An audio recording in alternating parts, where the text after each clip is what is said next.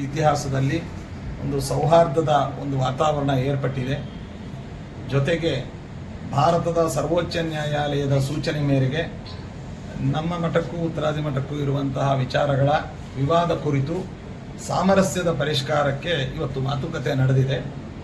ಅದು ಕ್ರಮಕ್ರಮವಾಗಿ ಆದಷ್ಟು ಬೇಗ ಒಳ್ಳೆಯ ರೀತಿಯಲ್ಲಿ ಪರಿಹಾರವಾಗಿ ಸಮಾಜಕ್ಕೆ ಉತ್ತಮ ಸಂದೇಶವನ್ನು ನೀಡುತ್ತೆ ಅಂತ ನಾವು ದೇವರಲ್ಲಿ ಪ್ರಾರ್ಥನೆ ಮಾಡ್ತಾ ಎಲ್ಲರಿಗೂ ಶುಭವನ್ನು ಕೋರ್ತಾ ಇದ್ದೀವಿ. ಹರಿವಾಯು ಗುರುಗಳ ವಿಶೇಷ ಅನುಗ್ರಹದಿಂದ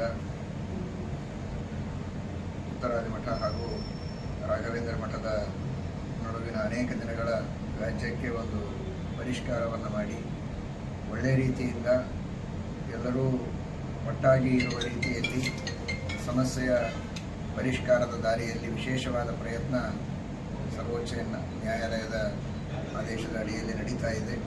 ಆದಷ್ಟು ಬೇಗ ಶೀಘ್ರದಲ್ಲಿ ದೇವರ ಗುರುಗಳ ಕೃಪೆಯಿಂದ ಈ ಸಮಸ್ಯೆ ಬಗೆಹರಿದು ಎಲ್ಲರೂ ಸಂತೋಷವಾಗಿ ಎಲ್ಲರೂ ಒಗ್ಗಟ್ಟಿನಿಂದ ಇರುವಂತಹ ಕಾಲ ಬರಲಿದೆ.